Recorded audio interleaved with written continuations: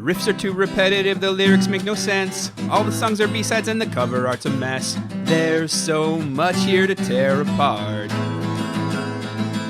Listen to it for a week, now that week has passed. Here's Why I Hate This Album podcast with Tim and Garrett. Hello and welcome to another episode of Why I Hate This Album, the podcast where we listen to an album, talk about it, and tell you, the listener, if we hate it or not. With me as always, co-host extraordinaire, Sneezy Pete to my Bulgarian handjob, Timothy Richardson. Tim, how you doing? Terrible, Garrett. So terrible. What's your problem now? Such a negative Nancy. Garrett, well, as you know, we went on holiday. We had a lovely holiday. There was a bird issue, but that's not really a bird issue. The point is... I would say it's the total point. No, Garrett. The point is my fever, my headaches, my fatigue, my chills, the pain and swelling in my joints, the paralysis of my left side of my face, my swollen lymph nodes, my targetoid rash. Garrett, I don't know if it's all the ticks I had on me from upstate New York or if it's possibly the Connecticut ticks I have been breeding and raising. You're breeding ticks? To what end?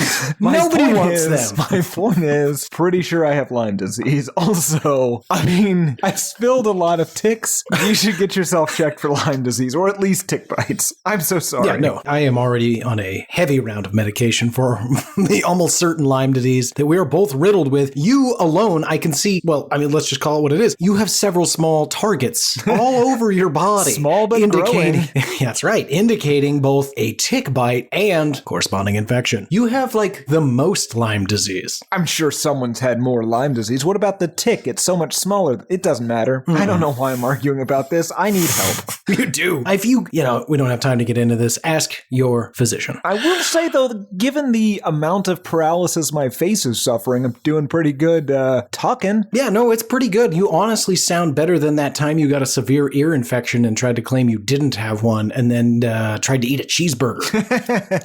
Ruined Fuddruckers for Garrett. For life. I was just like, dude, half of it is falling out of your mouth. How do you not feel that? I couldn't open my mouth wide enough to get the whole thing in. It's not my fault. Because of an ear infection, people. It was so bad. God, it was so swollen and so easily fixed. Yeah. In 6 hours, you were like, I'm way better. I could eat 2 cheeseburgers. I did. I ate 2. You refused to eat them because, I was still pretty mad at you for implying that you didn't have an earache. Anyway, folks, personal lives aside, earaches aside, possible bird flu aside, shouldn't say that, possible bee flu aside. How about BF? There it is. There's a lot of BFing going on in this apartment. No. Gross, dude. There is not. God damn it. Tim, what song have we been listening to for an entire week straight? You fucking psycho. I've been listening to the magnificent song Torn by Natalie Pass, released October 27th.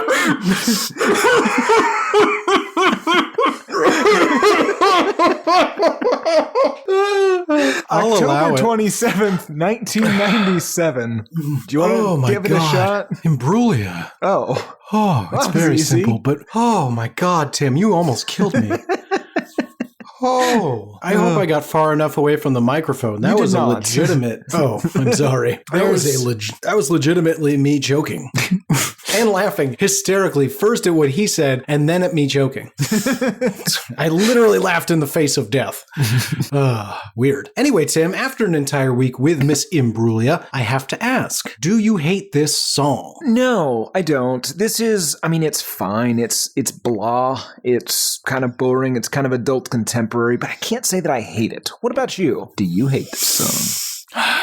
No. In fact, I might even like this song. Interesting, because of, No, you creep. Okay. It doesn't hurt. Wait, what are you saying? What are you saying? The song's very sexual in nature. Oh, is it? I don't think so, but you would I don't probably too. No, I never mind what I was saying. We're probably saying the same thing anyway. Moving on. No, I don't hate it. I borderline, here's why I say I might even like it. I can't stop singing it. Well, that's not a good thing, though. I hate it almost, I can almost say I hate Exclusively for it. that. Yeah, I can almost say I hate it because of your singing of it. Oh, I see. Yeah, no, that's fair. Especially because like I don't get the whole song stuck in my head. I get like 3 lines. Yeah, and but I can't you stop. always act out the part of the music video when you. And it's just I don't know where you got the '90s costumes this week, but the costumes are my thing, friend. I got them in the 90s. I was there. It's not retro; it's just old. It's just shit I have. Anyway, it is a quality pop song. It is a pop song. I understand why it is pop. Euler. Yes. Dynamite. This is why people subscribe. It's, I don't know, man. I really can't say, like, it is frustrating how much of an earworm it is, but it's very singable. It's got a good melody to it. I don't know. I might like this song. Let's keep going. Prior to this week, Tim, what is your history with Miss Imbruglia and her hit single, Torn? Well, if you had asked me that question when you suggested this, I would have said none whatsoever. I don't know about Natalie Imbruglia. I don't know this song. I've never heard this song. I don't know anything about Australia, and I was unaware of any of this. Then I heard it, and of course I'm very familiar with the chorus. This was everywhere on the radio in the late 90s, and spoiler alert, still to this day, I did mishear some of the lyrics, though. I've been mistaken as to what this song was. I thought it was Fantastic. a much darker piece of work. We'll get there, though. What about you? I know that you've probably... Well, Garrett, you have a sexy mix. I don't know what it is exactly. It's a mix that says sexy mix on it. Right. And this is on it, so explain yourself. That's not the question. The question's my history. I guess that is the question. Sure. Well, I have since retired the sexy mix. I keep it for posterity. I do listen to it, but not in sexy moments. The sexy mix, Tim, this was a mood setter. It was early on in the mix, not the first song, but the second. Still light, maybe not even moved to the bed yet. Probably step 1 of 6. This is all making me very uncomfortable. You asked the question. I don't even know what several of those steps could possibly be. What are you talking about? Everybody knows the 6 steps. Sure, in Oregon it's 7, but everybody knows the 6 steps. It's like the 3 seashells. Listen, I'm not going to ask you to run through them. I believe that you know them. I believe that you invented them. I did not invent them. Okay. These are normal. You've heard of the bases, right? Yes. These are the steps. Okay. Starting to get I feel like I'm winning you over now. It's starting to sound familiar. I have heard of bases. Now I'm feeling a little insecure about not having heard about the steps. Or at least maybe you're familiar with some of them already, and you were just, I think we should move past this. Okay, I won't list them. I want to, but they're pretty graphic. Well, we'll get there too. Go on. That is to say, it was on the radio all the fucking time. Like, of course I've heard this song. Jesus Christ. It's not just on the radio in America. Like, we have an international audience. All of you have heard this song. I don't give a shit where you're from. It was on. If you're listening to this in Australia, you will hear this before this episode, and as soon as you turn it off, turn on the radio, it's currently on. Yeah, it's like Seinfeld here in America. It's just always on. I prefer Seinfeld, I think. Yes, I agree. Anyway, maybe that should be a new segment. Do you prefer Seinfeld to this album? Always. I love Seinfeld. I know you're not a huge fan, but... What are you talking about? Do not put that into the IUC. It's just frustrating when I have to actively avoid things I like. God damn it. That's my history. That's your history. Now it is customary here on the show to talk a little bit about the band itself. So Tim, take us on a journey. Help me, I guess help everyone understand, who is Natalie Imbruglia, and more specifically, how did Torn come to be? Well, Garrett, Natalie Jane Imbruglia was born in 1975 in Sydney, Australia, into a legacy of crime. Her father immigrated to Australia from Sicily when he was 5, and his family was clearly up to something or being harassed by someone, and her mother was descended from convicts who arrived in the First Fleet, the group of 11 British ships that included 6 convict transports when Britain exported all of their worst criminals to Australia. That was 548 males, 188 females, and 17 children, according, of course, to Governor Phillip, who had been convicted of theft, perjury, fraud, assault, and robbery, and as a result of all of those crimes, had been sentenced to death. But this was commuted to a sentence of living in a penal colony in a place that has terrifying wildlife, but I would argue still preferable to England. Or death. Also, very interesting, you're going to send 500 men to a prison island, and you're like, you know what they need? 1 woman for every 5 men. Well, 1 female criminal. Correct. What's the difference? I don't know. Are you saying that all women are criminals? I am not. I'm saying all women on those boats were. But I'm also saying, like, if you're going to make a prison island where the prisoners are, well, let's face it, I'm sorry, are you saying... Hold on. You're proposing we provide women for the criminals in Australia. Never. That is not what I am proposing at all. Okay, so oh dear. If you are going to build a prison island and you are going to allow the prisoners to more or less police themselves, right? Create a society. What is the correct ratio of women you would send with these criminals? 3-1. Okay. Here's the thing. I'm trying to reduce future crimes against women and men, both with competition and the other thing we're not going to talk about. Fair enough. Natalie grew up in it is common sense when building a... It's like these guys have never built a prison island. So you're saying someday when we are sending our prisoners to some sort of moon penal colony, lunar penal colony, if you will, we should send... Are these innocent women or are these also criminals? No, these are also criminals. It's more like a buddy system. So your punishment for them is to send them defenseless to not a defenseless. Male... They're criminals. Okay. Garrett, no, these are not my rules. What I'm saying, Tim, is if you're going to... The Brits figured this out. They said, all right, we're going to go load up all the boats with the bad people and send them off to God knows where. And they did that. But what I'm saying is they made the choice. Either make it all men and let them figure it out, or if you're going to send women, think it through. You got to work with your ratios. I would like to say that these are Garrett's words. I, Tim Richardson, am against I feel like you might be attributing like required servitude. All I'm saying is as they build a society and what's the word? No, God damn it. The opposite of that. As they build a society and consensual relationships, you will reduce the risk of friction if there are plenty of both genders to go around. That's all. Should we maybe heavily arm these women? If you'd like. I would like. It sounds more like you're making a Mad Max situation than I think they set out for, but I'm on board. Listen. Let's replace all the women's arms with chainsaws they can't turn off. It's fair. Because it's fair. What you're proposing is a horror show. No, I don't understand where the disconnect is. They did it. They already did it. They already sent men and women together. No, I understand, but you're proposing. So now you're proposing some sort of time machine in which we take our current women into the past and abandon them in some sort of crime. Jesus Christ, you're saying that. Those are your ideas. I didn't say anything like that. Let me make it simple for you. The next penal colony you and I set up will be gender exclusive.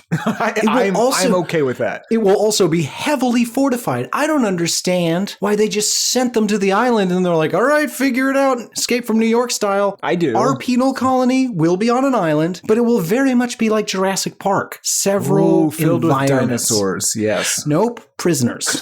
What if we also have dinosaurs? And then eventually it becomes a working amusement park, kind of like Australia is right now, where the descendants of the criminals like lead people around and show them the dinosaurs. This is actually an exact description of Australia. That place is filled with prehistoric creatures. Garrett, Natalie Imbruglia grew up in New South Wales and attended Mater Dei College, a high school that I believe may have been the main antagonist of the Da Vinci Code. Then she moved to Sydney again, learned to dance, particularly ballet, tap, and Scottish Highland dancing. Unclear why. Useful. She was in commercials for Coca-Cola and Twisties, which is not as pornographic as it sounds. I believe it is an Australian treat, which also sounds like licorice. Yeah, probably. Then she left school at 16 to be an actress. She was on the Australian soap opera Neighbours, which would go on to be adapted into 2 Seth Rogen / Zac Efron films. Then she moved to London in 94 and met Anne Barrett, I believe, and saw something in Natalie and demanded that she record a 4-song demo and also become her manager.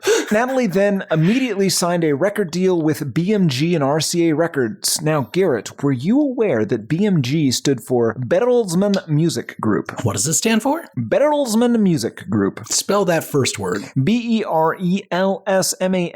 Bertelsmann. Bertelsmann. I did not.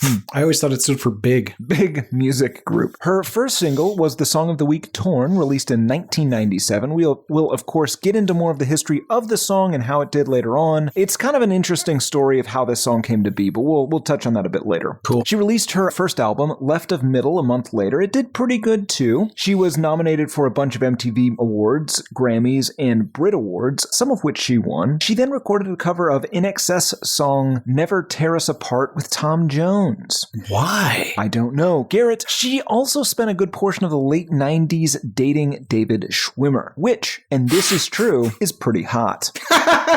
What does that mean? What do you mean it's hot? Those two together? Is that what you mean is hot? Late 90s? Okay. She then met Silverchair frontman Daniel Johns and broke it off with David in 1999. She also won the top pop personality you'd most like as your doctor and most desirable person at the 1999 NME Awards. Top pop personality you'd most like as your doctor. Who votes on these things? I assume patients. What does that mean? Like you trust her medical judgment, or you just wouldn't mind getting naked in front of her? I don't know. I assume it would have to be the first one because otherwise that would be phrased much differently. You would think, right? Yeah. What?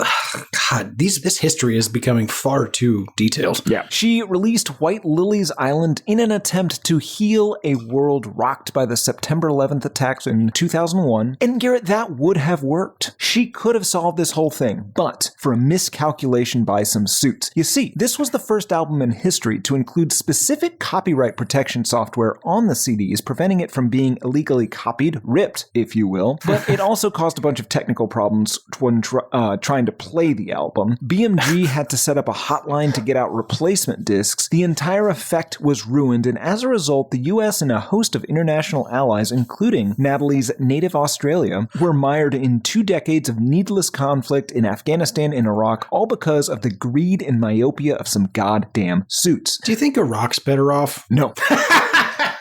Even with the Ba'athist being routed. Yeah, no, I don't. God, I mean, but I get it. You're not wrong. I feel like it might be a push. No, worse. Okay, worse. Okay, is it the like hundreds of thousands of people that died? Or yeah. It was the 1/10 to 1/5 of a Holocaust we did there, as well as the complete destabilization of the region. It turns out Saddam Hussein better than what we did, better than America. At least it is helpful to have somebody in the area that everyone else is scared of. Yeah, but that is the t-shirt, Garrett, for this week. Saddam Hussein, better than America. Garrett Harvey in conversation. I didn't say that. You said that. Mired in depression from the failure to pull the U.S. out of war, she got married to Daniel Johns, the lead singer of Silverchair in 2002 or maybe 2003, somewhere in there. She recorded a third album in 2003, but BMG and RCA refused to release it, instead giving her songs to record with some Swedish pop producers, Bloodshy and Avant. Now, that seems like a bullshit move, right? Yeah. These guys wrote and produced Toxic. How do you feel now? Oh, wow. Yeah, they were the producers for the popular Britney Spears, Jennifer Lopez, Madonna, Katy Perry, etc. I think it was probably a good move. Natalie continued acting, though. She was in the excellent Bond parody Johnny English opposite Rowan Atkinson playing Lorna Campbell.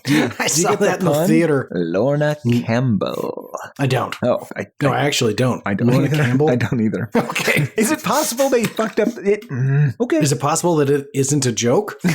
Well, then I feel like it's a huge missed opportunity there. You would think. She released her third album, Counting Down the Days, in 2005, then released a compilation album called Glorious in 2007, ending her contract with BMG. She then divorced Daniel Johns in 2008, released Come to Life in 2009 on Island Records, which is, and this is true, just as good as BMG. Now, unfortunately, that record was released first in Australia, and it only sold 750 copies the first week, so they canceled the UK and US launches of the album. It was basically delayed forever. It eventually was released exclusively through Amazon Music in the US. Probably should have stuck with that Silverchair guy after all. God damn, that hurts. Yes. Like, you and I have failed on a number of things in very public ways, but to go from, what we will probably learn is one of the most popular songs of the last 20 years to, we sold like less than 1,000 units, so we're just not going to release it. Yeah. Reeling from that, she decided to pursue more philanthropic efforts, weirdly choosing obstetric fistula as her What? issue.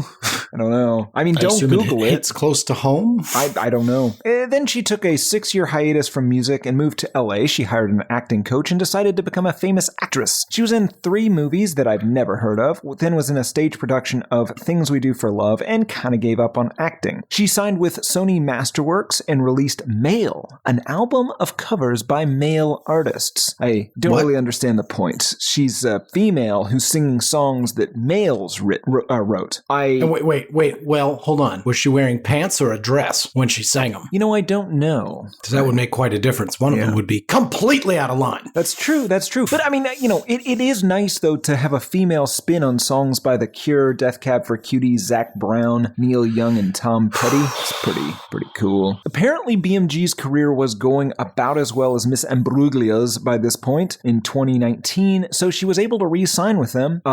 She also had a son in 2019, and she wanted to be very clear that was conceived using IVF and sperm from a donor not to be named. You know what that means, okay. Hold on. David Crosby. David Schwimmer. So close. Allegations. Yeah, I guess I'll give you my sperm. He just seems like I don't think that's what happened, Garrett. Oh, you think he pounded her to next Tuesday? She really Call me Ross. Jesus Christ. She released her 6th studio album, Firebird, in 2021. I'm sorry, continue.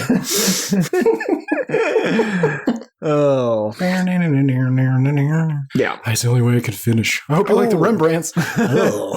This is awful. Kind of into it, though. She released her 6th studio album, Firebird, in 2021. Then she won the 3rd season or series or whatever of the British Masked Singer in 2022 and made a cameo in the final episode of Neighbours. LaFace. And you can't protect her, Rick. To you. John Boyega, taken down a notch. No, what? No. Great history, Tim. Very interesting. And there's still a few things to learn, which brings us right to general thoughts. But before we talk about anything, we need to give everyone a little bit of a taste. Enjoy hearing this in your head for the rest of the day. Ladies and gentlemen, Miss Natalie Imbruglia's Torn.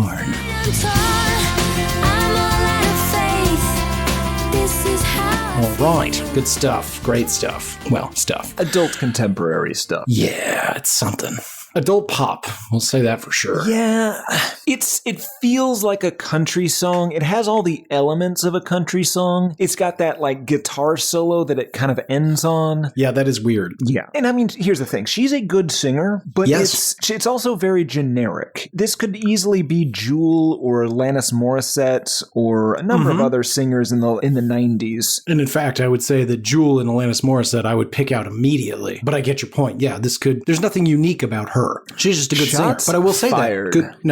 Not going to get into that. But she is a good singer. That much needs to be said because a lot of the people we do on this show can't do this. So congratulations, Natalie. Well done. Let's talk about the song because you did a good job of dancing around the history of this song and it's fascinating. Absolutely. Because, much more so than you would have guessed, right? Yeah. So this is a cover, which I was completely unaware of. This was written by Scott Cutler, Anne Previn, and Phil Thornley of the band Edna Swap. Is it Edna Swap? And Edna Swap. They performed it live but didn't record it initially. It was first recorded by Danish singer Liz Sørensen in 1993, who renamed it Brandt, which is Danish for burnt. That appeared on her album Under Stjernen et Sted and was released as a single with a B-side, Parfoundering This.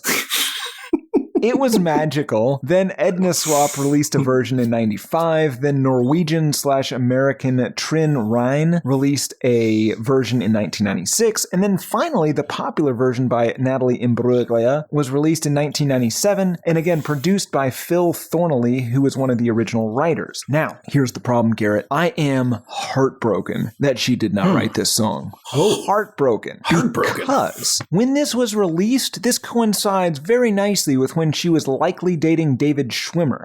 I wanted this song to be about Ross so much. And here's the thing. We don't know that it wasn't. We can pretend it is. We don't know for sure that Scott, Ann, and Phil were not picturing David Schwimmer when they wrote this song. Well, okay. Here's another way to look at it. I don't know if you said it. I zoned out for a second. There's another English language version of this song. Yes. Edna Swap eventually released a version, but there's also the Norwegian-American Trin Rhine version. version. Right. And there it is. I have it in my notes. Imbruglia's is 1996, but the part that's fascinating is the American Norwegian singer. I don't know what does that mean? Is that just a Norwegian singer that sings in English, or is that an American that didn't make it here and went to Norway? I don't know.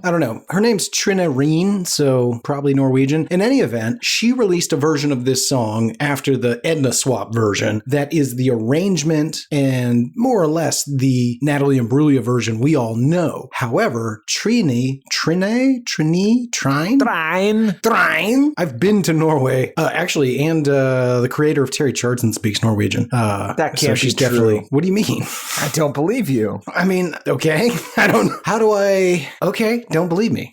I don't give a shit. She'll probably let me know how we did. It's probably not Trine. That really threw you for a loop, though, and I like that. Yeah, I do like that. Anyway, her version, she's just not as good of a singer. Yeah, and then when Natalie does it, it's arrangement and everything. Yeah, same song, different singer. And Trine, her version is like a little more like almost like classical, not classical, but like more bravado, almost operatic. It's just not good. It's not good. Natalie, you nailed it, sweetheart. Good job. Compared to Trine. So Trine releases it, doesn't go well. Natalie picks it up. And where I'm going, the reason we backed up to here was it still has to speak to her, Tim. There's got to be a reason she can imbue it with such emotional sincerity. Yes. So this could very much be about the Schwim dog. Right. The words weren't about it, but the tone of her voice. Right. Yeah. The intonation, you can hear the Schwimmer, obviously, but you can almost taste it. Okay, that's maybe, let's say this. This song is definitely about, do we want to call him David S. or D. Schwimmer? I don't think we have to do that. Oh. It's also way too late. And you know what, Tim, you and I, we didn't get a chance to vote on this before the show, and I didn't rush it on the agenda. We had so much to prepare for, but we'll just do it live. I think I know the answer. We are pro Schwimmer on this show, right? Oh, yeah. Super into him. I think we're saying the same thing. We are not. We're definitely not. What does that mean? I mean, you know what? Never mind. I don't want to know.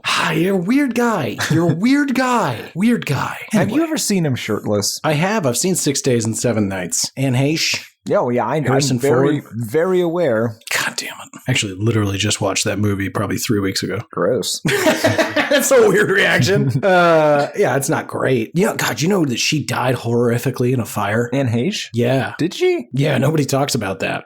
I bet killed her. No, she didn't. She died in a car accident and then burned to death in her car. Maybe Ellen cut her brakes. Oh my God. Maybe she did. Maybe it was poor. Oh, yeah, that makes more sense. I don't know. I've heard it's quite unpleasant. Yeah. Allegedly to all of that, especially the murder. Yeah, we're cutting that. We better not. I'm passionate about it. Okay, is this song imbued with the emotions that she's currently feeling with the Schwim dog? Absolutely. So let's get into it. I mean, do we need to address the music? I think the music is, it's fine. It's adult pop, right? Yeah. Yeah. So let's get into the lyrics. Song opens. I thought I saw a man brought to life. He was warm. He came around like he was dignified. He showed me what it was to cry. I want to stop there, but we'll keep going a little further. Well, you couldn't be that man that I adored. You didn't seem to know or seem to care what your heart is for, but I don't know him anymore. Okay. He showed me what it was to cry. How to cry made her cry. I think how to cry. And the reason I say that is David Schwimmer seems like a very kind man, but he also seems like a very emotional man. I see a lot of myself in him, and he seems like the kind of person that would be very comfortable crying in front of a lover. Wow. Almost unable to stop himself. Okay. I can't believe I'm going to say this. I do see a lot of you in David Schwimmer. Nice. You're both fair. That is so strange. Okay, here's the thing, Tim, and just quick sidebar. This will almost certainly delete in post. David Schwimmer has similar features to me in a lot of regards. Oh, yeah. I don't think we look alike in any way whatsoever. Disagree. But you're both tall, kind of lumbering. Asked and answered. Thanks so much for this. Terrible sidebar.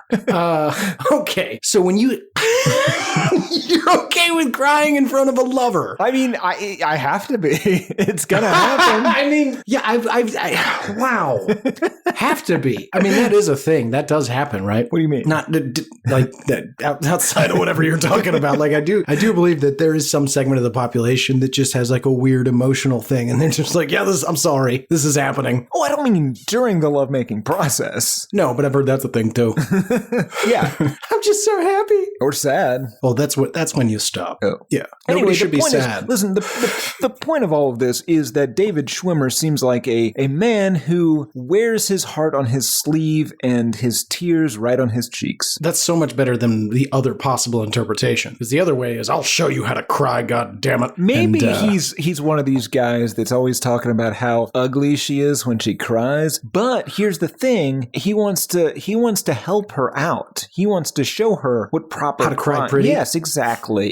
He's an actor, Garrett. He knows what this looks like on screen. She's an aspiring actress. Maybe he wants to show her. Listen, we're both obviously doing a lot of crying together. I'm much better at it than you. More practice and better comes agent. Naturally. Oh yeah, that too. Right. No, I love this. Giving her acting tips because, I mean, spoiler alert, we're going to talk about it in the music video. I have written down repeatedly, I'm just not buying her as herself. Yeah. Bad actor. Part of it is that I think she's 22 when this came out. Yeah. She's, I'm not saying she is unattractive. I'm saying she looks mature for her age. She looks older than 22. Yeah. She looks young, but she looks older than 22. She looks 32. But you can, we're getting ahead of ourselves, but you can see in her face in that music video, like she's literally like this. Like, you can tell she's very uncomfortable. She's been hurt by Schwimmer, but she doesn't know how to express it. So had they broken up by the time this song came out? I don't know. Doesn't matter. Anyway, so yeah, that brings us to the second half of what I read. She implies that this guy has changed somehow. He's no longer crying uncontrollably after intercourse and teaching her how to cry pretty, running lines with her, and they've drifted apart. Yeah, common tale. Yeah, there's nothing where he used to lie. My conversation has run dry. That's what's going on. Nothing's fine. I'm torn. Okay, let's stop right there. Yes. You know as well as I do, as most of our audience does, we used to rely very heavily on the Genius lyric annotations. We did, and yes. we've kind of moved past that, but I still like to look at them sometime. Occasionally, yeah. Let me read the Genius annotation for Nothing's Fine, I'm Torn. Prepare yourself, Garrett. By torn, she could mean her hymen, and once you tear it, you can't go back. What? Graphic. She doesn't. She doesn't. What? She doesn't. No, she doesn't. That Genius scholar. Incorrect. If you're on Genius Lyrics and you find yourself typing the word hymen, just go ahead and delete it. Start over. You've hit the rock somewhere. You've run afoul of your goal. No need to write hymen on Genius Lyrics. Oh, Garrett, I could not disagree with you anymore. If there's one thing... Did you write this? No, absolutely not. Jesus Christ, it's horrifying. I'm just saying, if you're a Genius scholar, you should basically have internet tenure to write what you need to write. Because here's the thing. The only way we can get to the truth is to have everyone put all their hymen talk on there, and we read it out until we get to just the parts. Now, this one is mistaken, sure, but we can't have people afraid to write the word hymen on Genius Lyrics just because they think it's going to be mocked by two idiots. Write your truth. Corrected. Yeah, write your truth. Ugh, that's a terrible policy. So many people's truths, like a third of this nation's truths, are just awful. Yes, grind them into meat for the rest of us. That's what I say. Ooh, listen, I was just reading the other day about CJD? No, not CJD, but I love that we're calling it that. God, that's much easier because anyway, CJD, love it. Anywho, no, not that. How about fatal familial insomnia? What's that? That's another prion disease. Does that mean that you get special problems if you eat your family members? No, it's a genetic disease where eventually you lose the ability to sleep and go insane. And start eating each other. No, I see. No, I understand what you mean. That's alarming. Yeah. But I got to eat some brains for that, right? Nope. No, how do I get it? Oh, so there's spontaneous and inherited versions of it as well. It's not only infectious. What? What? Yeah. What? It can just happen. It can just happen. That is news. Yeah. Genetic prions disease? Or spontaneous. It does sound more exciting. Nope. All right, where were we? Nothing's fine, I'm torn. Let's see. Here's a really dark reading. So we haven't addressed it. It could just be this guy has changed and she's torn on whether or not to stay with him or even what's happened with him. However, there is a chance that the character in this song has gotten pregnant with this gentleman. And the moment she notified him she was pregnant, that man who showed her how to cry, he was gone. That man that she adored. And she doesn't know him anymore because he's like, get rid of it. And There's nothing where he used to lie. They don't talk anymore. She doesn't know what's going on, and she's torn on whether or not to have this baby. That does sound like Schwimmer. He will leave you to deal with your obstetric fistula all on your own. Oh, God, you shouldn't call them that. They're human lives. Oh, my God. Your words, not mine. I mean, that is an interesting coincidence with that charity, but we'll just assume it's a coincidence. Sure, I'm comfortable with that. I'm all out of faith. This is how I feel. I'm cold and I am ashamed, lying naked on the floor. Illusion never changed into something real. I'm wide awake and I can see the perfect skies torn. You're a little late. I'm already torn. Which again, not about a hymen. Now, I always thought my entire life until this week that she was singing I'm cold and I am chained, lying naked on the floor. It is a much darker song. Yeah, what's that? Like a Gerald's Game situation?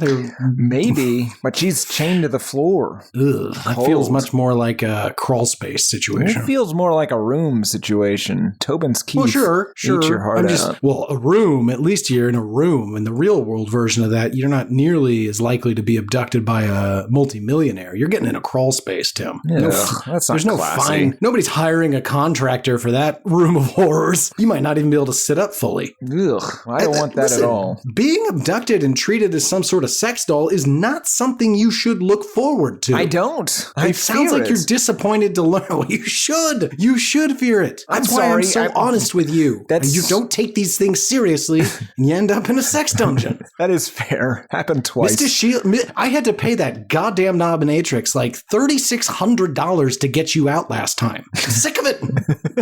And you're all fucking smiles when I come out. Like you haven't just been... I see.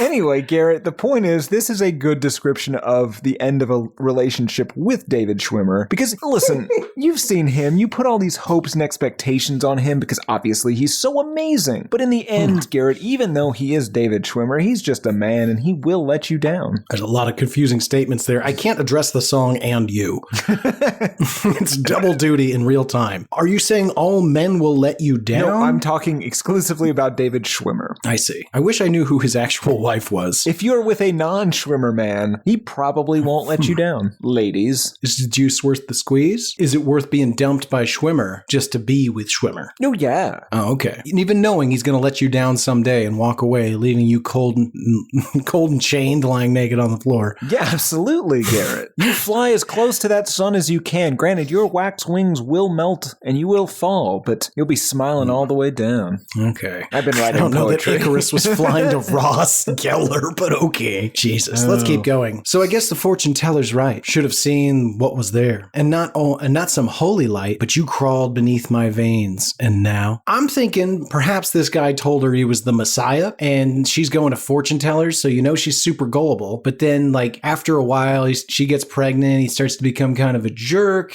The rapture he's been saying was going to happen any day now doesn't. Or, okay, what if the rapture happens and then some dude who told you he was the second coming of Christ come to find out like he's not shooting mouth swords out and some other savior does? He's just like, ugh. So here's the thing. Yeah. I'm not Christ. I guess that guy is.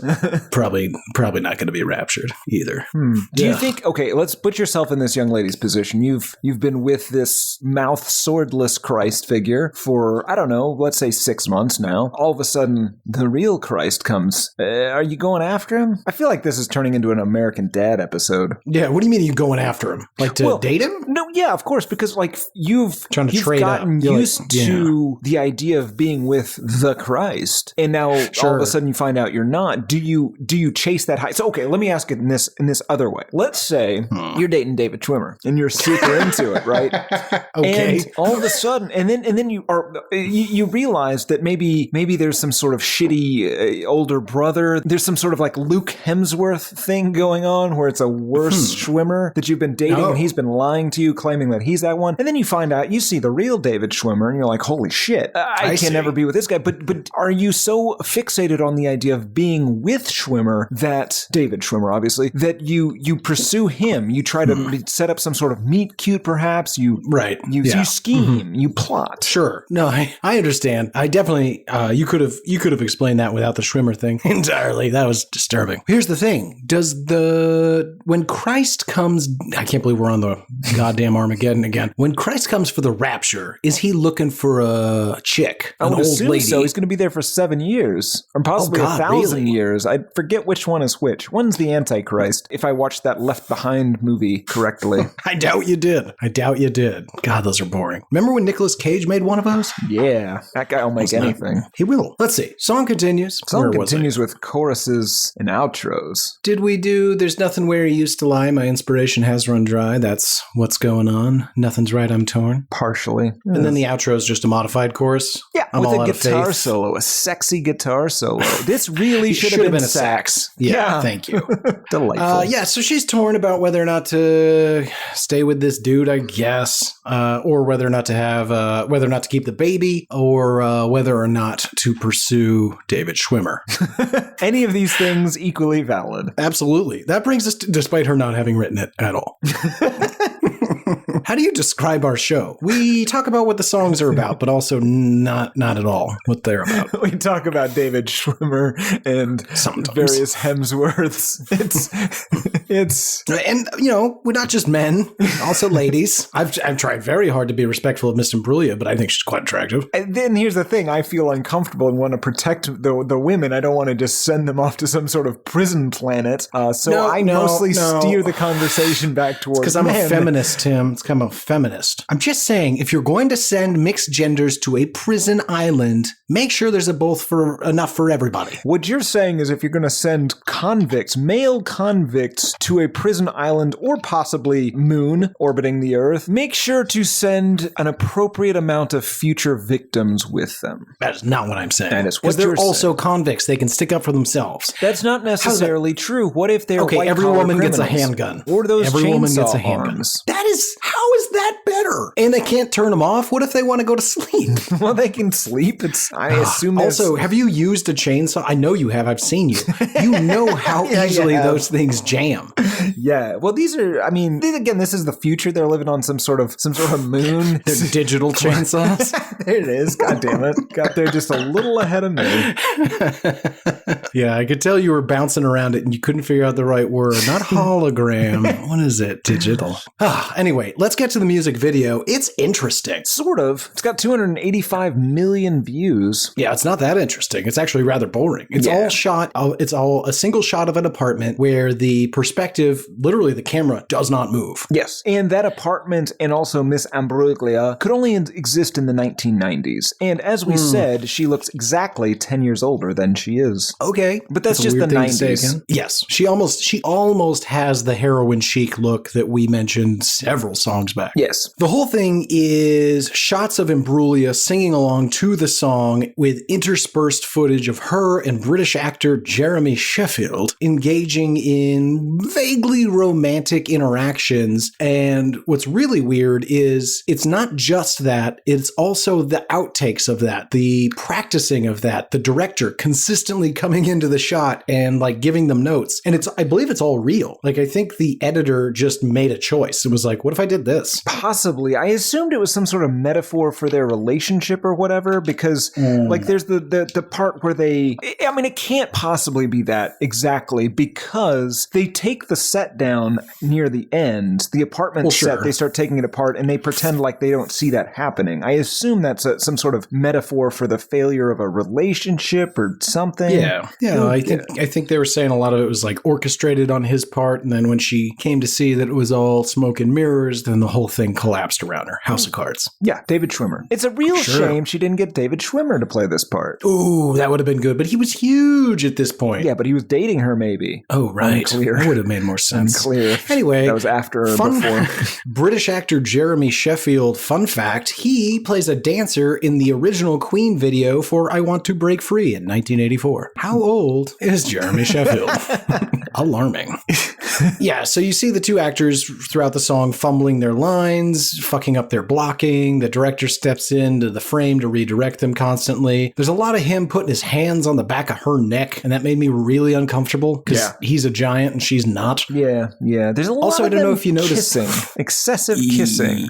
Yeah, and it looks like, I don't want to say forced. Well, she's a bad actress. Yeah, we should just say it. Natalie Imbruglia, we like this song. Bad actress. I didn't say I liked it. I said I didn't hate it. on your behalf. Tim likes it a lot. I mean, never mind, I can't. You've been Imbruglia-ing around the house your fair share. Sure. I don't know if you know that. Yeah, I did get those bangs, but... Sure.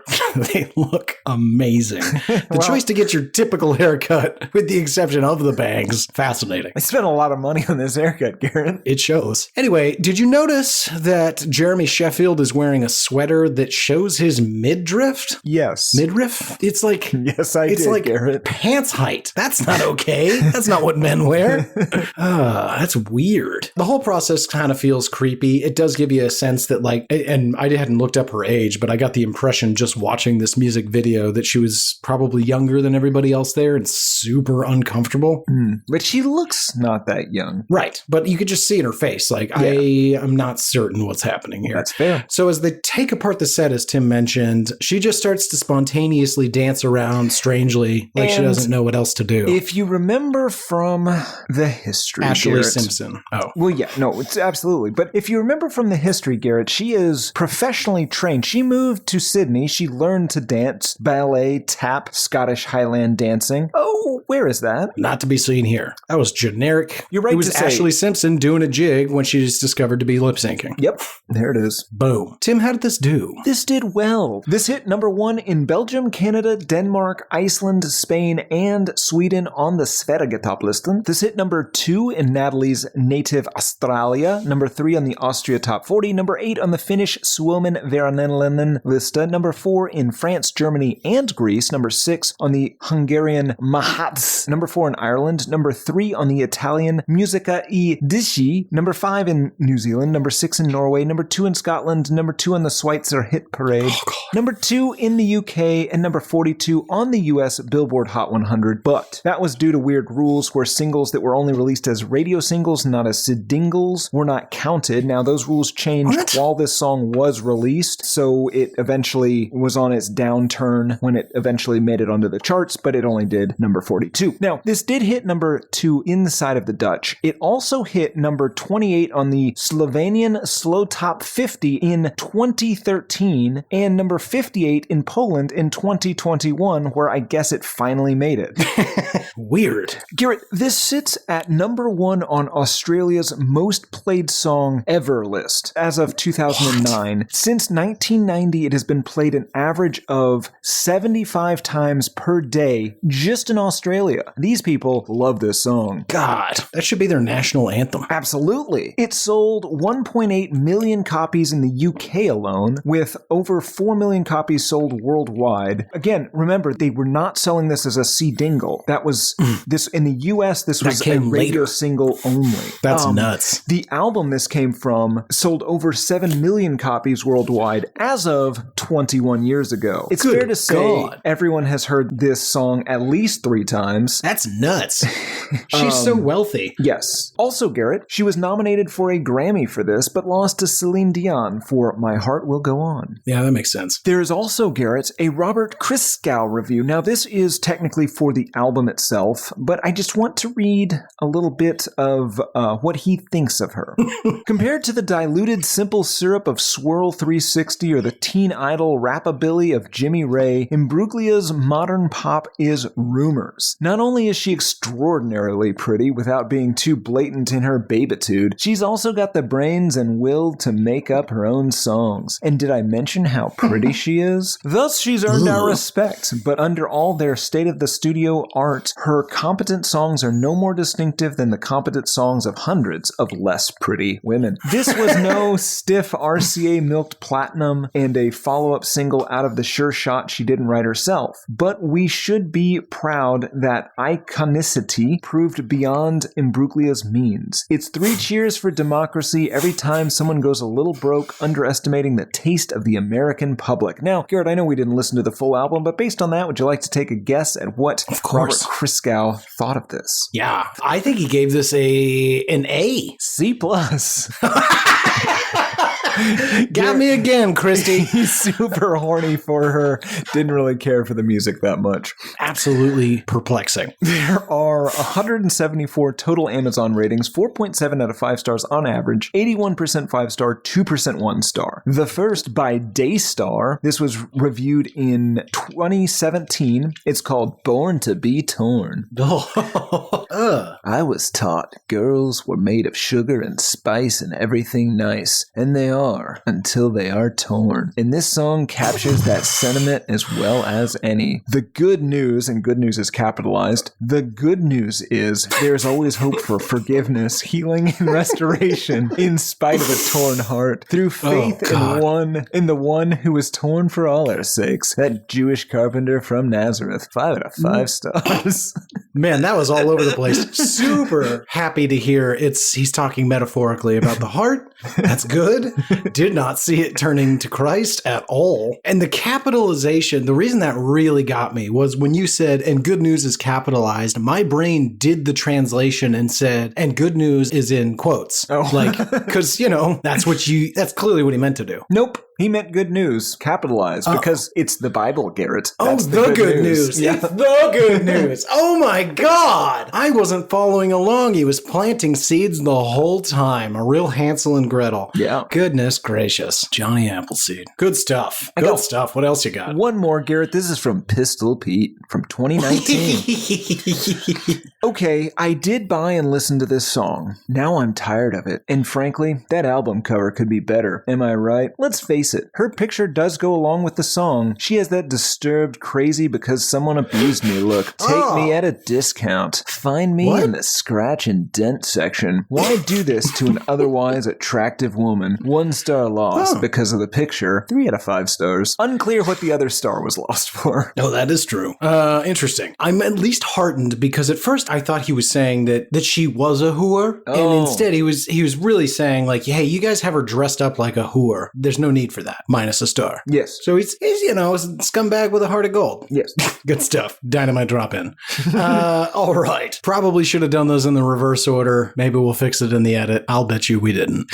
Tim, who's this for? This is for people going through a breakup and for David Schwimmer, no matter what his stage of life is. Australians listen to this approximately 75 times a day. Yeah. All right. Tim, any final thoughts or revelations now that we've been all the way through it? Nope. Great stuff. Then I'm just going to ask the big question. Do you hate this song? No, I don't. I don't, Garrett. I'm happy, though, that it reminds us all that there is always hope for forgiveness, healing, and restoration in spite of a torn heart through faith in the one who was torn for all of our sakes, that Jewish carpenter from Nazareth. Garrett, do you hate this song? No. Because of the reasons I mentioned? No. No, it's just, it's an inoffensive song sung well. I enjoyed learning about it this week. It was more interesting than I would have guessed. I am bemused that at some point in the next 2 weeks, David Schwimmer is going to get a whole bunch of Google alerts. And just be like, what? What is this? If any of you have David Schwimmer's email address, please send it to us. We would love to have him as a third on this show. That would be amazing. I agree. Fascinating. Just like new co-host David Schwimmer. We never addressed that he is the David Schwimmer. Maybe he's not. Just folded. Yeah, there's a good chance he might not be. He's just folded into the show dynamic and he just gets it. God, you've made me dream too big. How dare you? You're having Schwimmer dreams now, friend. Yeah, that's never going to happen. I hate you for this. That's all I want. Would we take a LeBlanc? No. Wow. We're going to have to talk about that. Remember that show we watched where he was quite funny? Yeah, where he played himself. Yes. Just like that David Duchovny show where he played himself. Yeah. A self-centered sex addict. Real stretch for you, Dave. Alrighty, Timmy. Enough slandering other people. I think we'd take a LeBlanc. No. Schwimmer What's the show called? Pages? Scripts? I don't know. I just remember the intro had those pages. Listeners, write in. What am I talking about? I mean, one of them knows. There's enough listening. One of them's like, Matt Garrett, LeBlanc, if you know, give us David Schwimmer's number. Who is this? What do you want me to do? You want me to be a guest? No. Co-host. We talk about music. You don't have to, though. You don't have to listen. Just your ex-girlfriend came up on the show last week, and so obviously you came into the conversation, and we just feel like the dynamic was great. It was elevated by putting you in the mix. Yes. I'm going to call you Schwim Dog. No, don't do that. He will not. No. You be very respectful. What about once he's here? Dr. Schwimmer, Garrett. Oh, do you have an honorary doctorate? No. No, Garrett, he taught at the university. I think it was architecture or possibly archaeology. I think it was paleontology. Possibly. It doesn't matter. He's a doctor. It will, though. Like, you can't bring up the show, and you also need to make sure you never call him Ross. Oh, of course not. I would call him Dr. Schwimmer as he requests. I don't know about this. Anyway, all right. That brings us to listener mail. Tim, would you like to go first, or would you like me to? I would like to go first, Garrett. All right. This is from Shoeshiner. I am a shoeshiner from Chattanooga, and I sure like listening to you whilst I work my trade. Yesterday, a young fellow stepped up to my stand. I could tell from the way he kept his shoes that he had received the truth as Tim has, for they were very nice and had the look of cleanliness upon them. So I asked this gentleman why he stopped before my shoeshine stand. I don't want too many botheration. I don't want... It's clearly has an accent. I don't want too many botherations when applying my skill, and also, I don't need any potential customers thinking I'm a lazy son of a gun for chit-chatting while my mouth should be busy shining shoes. It fits too well. It fits too well. In short, I'm more the Johnny Cash's get rhythm kind of shoeshine boy. So this boy says to me, I couldn't help but overhear that party you were listening to, and damn Sam, I got a track for them. They're good old boys to talk about. And the track he referred to was, as should be obvious, Atlantis by Donovan. For $1,000, I wouldn't have guessed that song. Personally, I hope you do some other 60s nonsense, but nobody can say about this shoeshine boy that he don't pass on the messages he's left responsible for. So that's one thing my character witnesses can bring up in my defense in court on Thursday, January 11th, 2024. Live long and prosper, Gary. As for Tim, come to Chattanooga and I'll shine your shoes extra clean so that we might go together into that kingdom beyond. Pretty sure he's talking about fellatio. Also, your court date was 3 days ago, I think, when this was released. Good luck. Right in, Shoeshine. I hope you are still a free man. That was a fantastic email and a fantastic switch directly into a lascivious senator. I'm a shoeshiner from Chattanooga, and I sure like listening to you whilst I work my trade. No. You can't start over. It's much better that you did it halfway through. It's like switching between Murtaugh. Yes. Fantastic. This is fantastic. Yeah, definitely write in. We're probably not going to do that Donovan song like next week, but eventually maybe. Yeah. I don't really know. I think I have that on vinyl. Possibly. Tim, you even with the syrupy voice you gave it, you still could have given botherations like 3 more syllables than you did. Botherations. I don't want too many botherations while applying my skill, and also I don't need potential customers thinking I'm a lazy son of a gun for chit-chatting while my mouth should be busy shining shoes. Wait a minute. I didn't really pick that up last time. While my mouth should be busy shining shoes. I would argue this is easily, if not maybe the #1 job on the planet you could do very well whilst holding a conversation. Oh, he's sucking those shoes clean, Garrett. Oh, no. Shoeshiner, right in. Are you sucking shoes? I'm sucking shoes. Gary, my boy, I am sucking those shoes. No, maybe he's... And given that my court date did not go so well, I will be sucking some shoe in prison, if you know what I mean. Sucking shoes is what got me into this predicament in the first place. Now I got no choice but to suck some shoe to get on out. Suck some judge shoe. I'm dying. Maybe I suck a jury as well. Oh my God! Suck your shoes, sir, for $2. What? I will give you $2 to describe what you're talking about, and another $2 not to do it. Oh God! It's the best detail, maybe, of any email. I love that the voice we're doing is basically Blanche Devereaux from Golden Girls, but with Kevin Spacey's like open zeal for sexual harassment. Shoe-related sexual harassment. I know there's nothing I enjoy more than working on the Senate floor and imagining sucking a couple of senators' shoes. Okay, Kevin Spacey, you know you don't have that job anymore. You are not on that show. Please stop doing this. Yeah. Dude, when I realized that it was not Kevin Spacey being interviewed, but his character from a show he's not on. Because of his sexual harassment allegations? Right. I lost it. And then when Tucker Carlson goes, how much of this was real? You're just like, wait, huh? Do you not know? Did you guys not like talk this out? Did you think he was coming out as Kevin Spacey and instead he did this? Please tell me that's what happened. That would be listeners, amazing. write in. Do you know? God, listeners, if you haven't heard what I'm talking about, go watch it. It's insane. It is proof that the end times are near, and not like with the mouth swords and dragons. Much more with the Tucker Carlson interviewing Kevin Spacey, who refuses to break character from his House of Cards character. He even broke the fourth wall in an interview. There is no fourth wall. Yeah. It's an interview. Yeah. Anyway, Garrett, what other email do you have that you would like to read in a delightful Southern drawl? My email this week, Tim, is from Shoe Shiner. Little peek behind the curtain, gents and ladies. Tim and I do not discuss what listener mail we pick until we sit down to record, just to make sure that we've got two separate emails. And more than once, we have picked the exact same one. And once again, after I picked Shoe Shiner, I was like, I know this is like 15 deep in the queue. I am going to guarantee he picks this one too. My strategy is to only pick one so that I get whatever one I want, and then Garrett has to go to his second choice at best. So my email is from Michael. And Michael titled his email, Tim is not safe in Orange. Oh, no. Don't know what that means, but that title was enough to get me to say, that's it. So we're going to discover together what this has. I don't even know why you'd be wearing orange. I mean, solidarity with the Dutch, I think. Oh, that's right. You had a Dutch gang. No. We were not a gang. Maybe we were. FBI says different. Okay. Anyway, Michael writes, wearing orange would make Tim very much not safe in LA gang culture. Oh, there you go.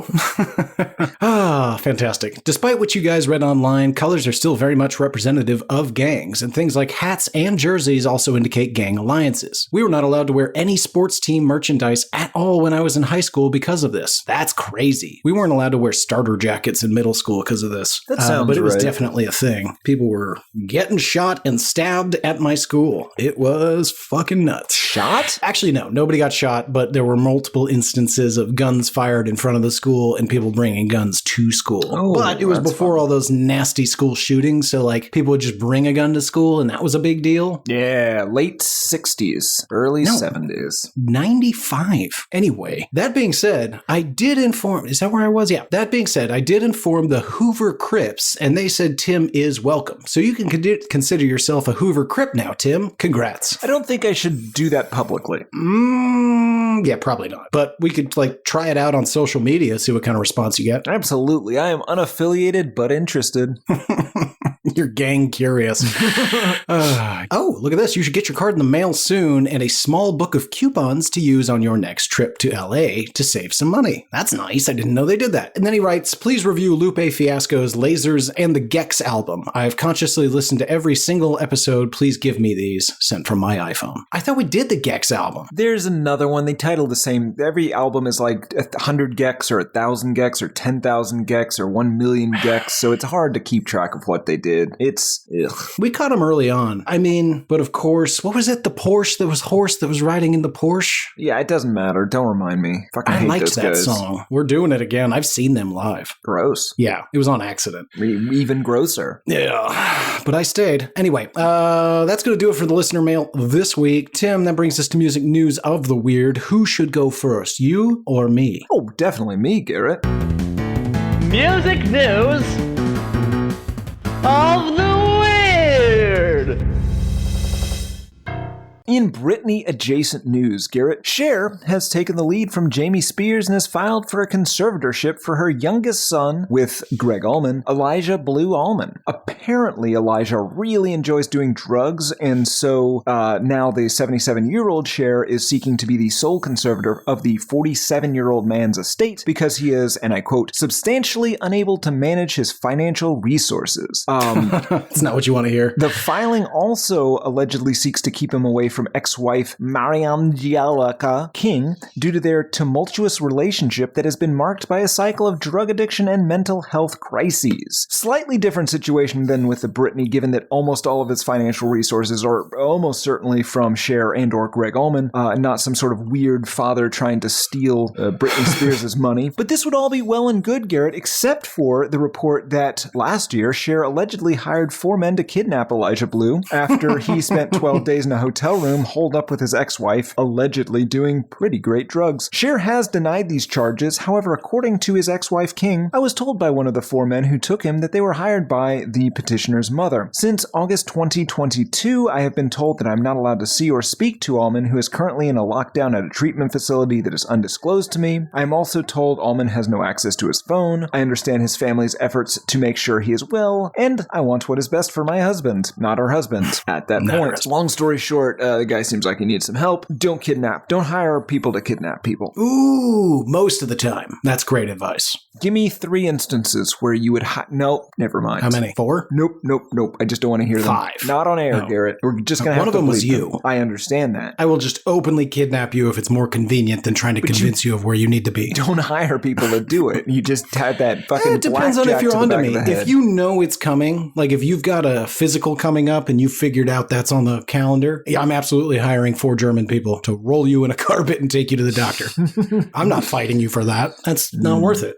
/ paying you off. Those days are over. You get a beating from Gunther. Garrett, do you have any news? I do. I really don't appreciate the derision in your voice, nor the implication of you saying any news, as though I could just barely be bothered to do this. Why has this become a fight? Would you like to read your news in a southern accent? Yeah.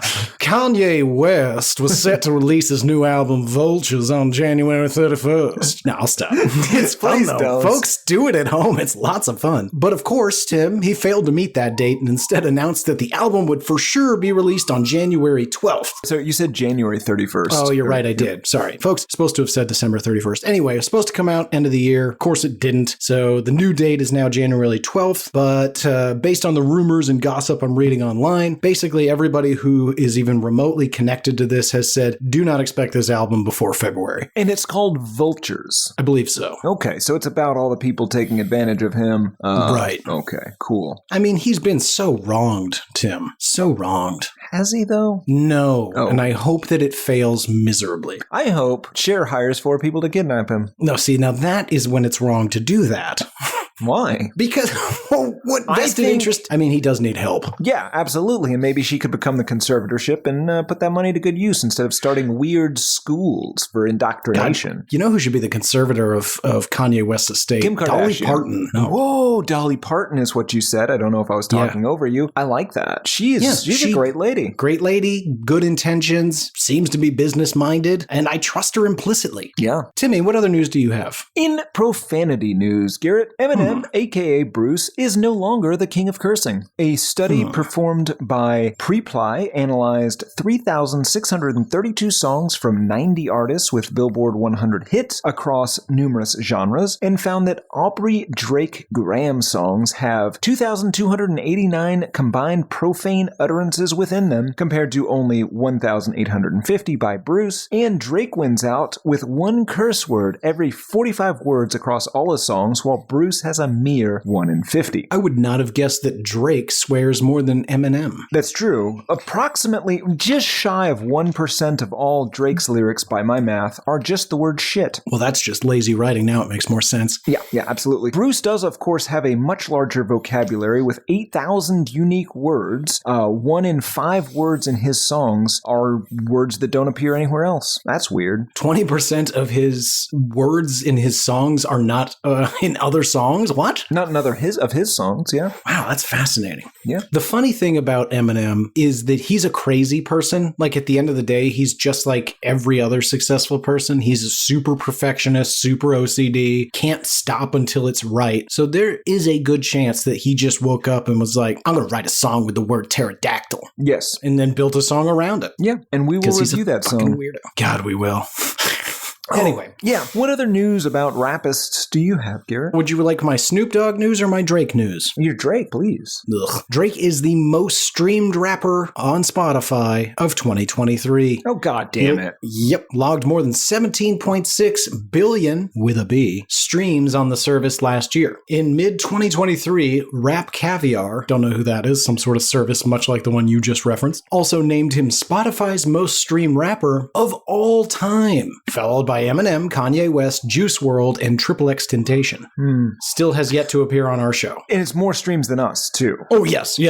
And obviously, podcasts weren't included here, but I am certain we are less than 17.6 billion. That just doesn't seem fair. It doesn't seem fair, because I think we work really hard on our podcast. And if you listen to one of his songs, like, there's like 2 jokes in it. Yeah, not that many jokes. Very few Southern accents. Also, look at the volume he's putting out. What, like 15 albums? We have 300 episodes. We have a much better podcast than Drake does. We have a much better output than Drake does. Fair enough. Tim, what other news do you have? Well, Garrett, in news from Spooky Jim Christmas news, Blueface is in the news again. It seems he performed a show at a club in Salt Lake City, Utah. That already sounds made up. Where he introduced his girlfriend, or maybe fiance, Jaden Alexis, and then somebody threw ice at her, as people are wont to do. Now, he responded by identifying some lady in the audience as the ice thrower because she had a cup of ice, despite her repeatedly claiming she did not throw any ice because she had a cup full of ice. Where would that other ice have come from? And so he invited her on the stage, saying, come on up here, don't be scared now, and kindly helped her on the stage. Then he pushed her down and told his security team, you know what to do, yeah, get her. And the crew maybe punched in or kicked her, as did the future Miss Blueface. What? Which is probably not a smart way to act. Well, it's likely that from the video, apparently Miss Blueface maybe didn't make contact, but she sure as shit took some swings at her. And all of this is to say, this is probably not a smart way to act, given that he is on 3 years probation for shooting a guy in Las Vegas, for which he pled guilty and got 3 years of probation. So, not allegedly, he pled guilty. What? I mean, that should be a wrap. I think future news of the weird. Rapper Blueface is going to jail. Yes, for 2 to 5 years, I think. God damn. Good. What other crime news do you have for us, Garrett? Crime news. Snoop Dogg, Tim, is joining NBC Universal's coverage of the 2024 Olympic Games, taking place in Paris.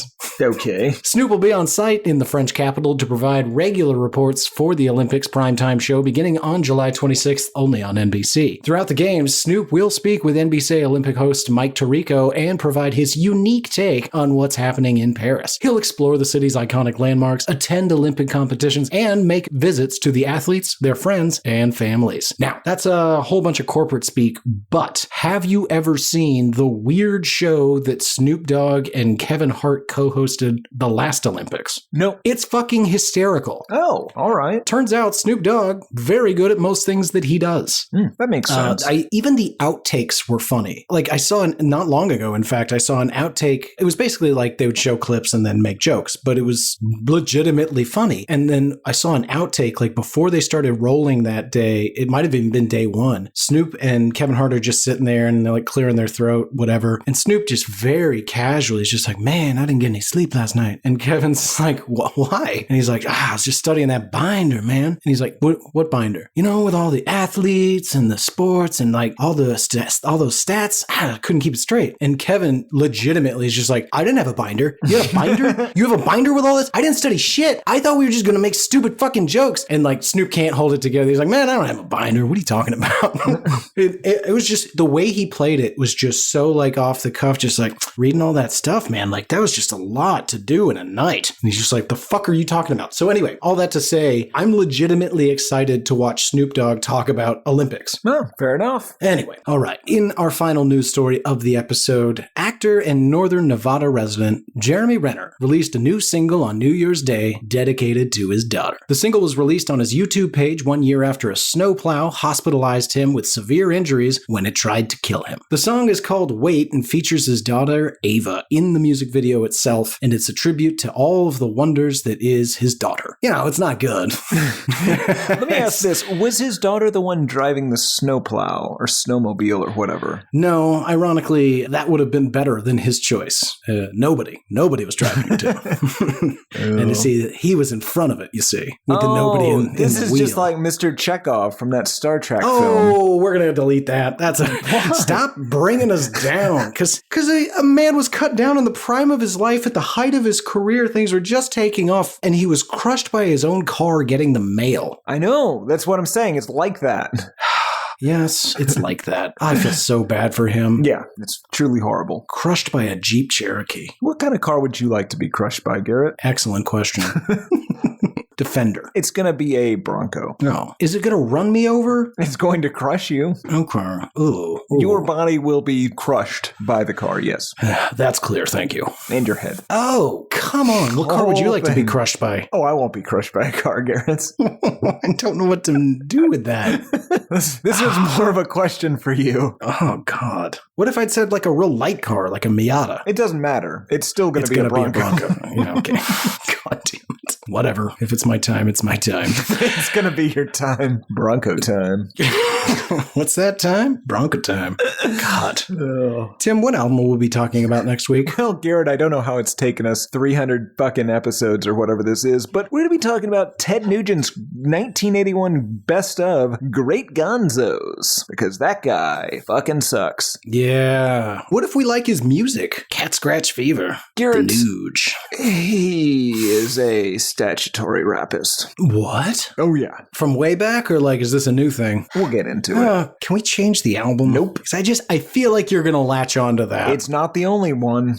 He has a history, Garrett. Well, we're all looking forward to that. But until then, folks, please reach out to us. hatepodmail@gmail.com. All your funny stories, questions, suggestions, recommendations, hopes, dreams, artwork, songs. You get the point. Send it to us. We want it. You can also go to hatepod.com and click on Contact Us in the upper left-hand corner. That gets you a form to fill out, etc., etc. I don't know if it does attachments, though, so to each his own. We also have Discord servers. We've got subreddits. So, use the internet. You can talk about and to us. That's on Instagram. That's HatePod. On Twitter, that's Album HatePod. I'm G Harvey Tweets on Twitter. If you want to just talk to me about any old thing, I probably will reply. Oh, also, I have begun responding to some of the listener mail on the official feed. Find the feed. So if you are annoyed we have not responded to your email either on the show or with our own email, I am reading some of these every day from 3 to 4 p.m. Eastern. So before you write us an email with some snide comments about how we don't respond to you, first ask yourself, 1, have I found the feed? 2, do I watch a full hour, including the ads, of the live stream daily? And if not, it's kind of on you. Wait, did the live stream has ads? Oh, yeah. Well, this is the first time hearing of this. You have so many random revenue sources that we need to... I'm auditing you. Feel free. None of it's on highly... paper, Garrett. You will find nothing. Allegedly. Government listening to this. I'm going to have to hire 4 guys to kidnap you and then forensic audit you. It's going to be physical, because I just feel like you got a bunch of receipts and IOUs in various tiny pockets. Your banking vest, as you call it. All right, let's wrap this thing up. I think we've said all the socials, all the websites. You love it. I love it. We all love it. That's why I hate this album. And there you have the facts of life. Yeah, podcast. Okay, for Why I Hate This Album, I've been a host, Garrett Harvey. I've been the other, Timothy P. Richardson, and on June 28th, 2014, Garrett P. Harvey said, I assume you're hollow? I think you would propose that you may or may not weigh like 80 pounds. Filled with meat, Garrett. That's what I am. Ugh. Yeah, no, we all know.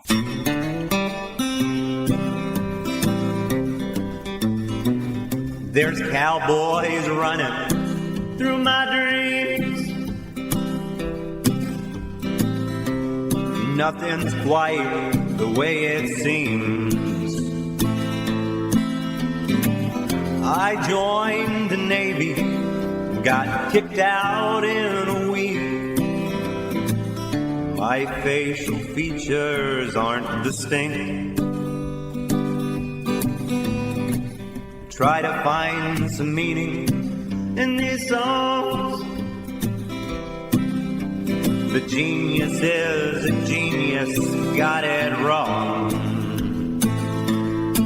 No, it's a lobster murder sex thing. It's the bleaching of the rear. A full assault on both your ears. The riffs are too repetitive. The lyrics make no sense. All the songs are B-sides. The cover art's a mess. Listen to it for a week. Now that week has passed. It's the Why I Hate This Album podcast with Tim and Gary.